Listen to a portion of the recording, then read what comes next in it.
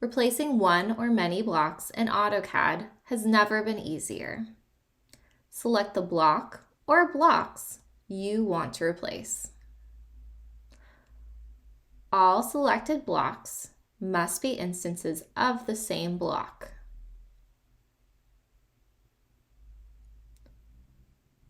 Click Replace or use the BRE Place command.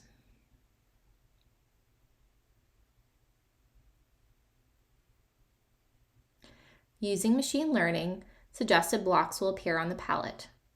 In addition, you can pick a block on your canvas to replace with or choose from a visual list of your most recently used blocks from the palette. Select your replacement block and enjoy an instant change.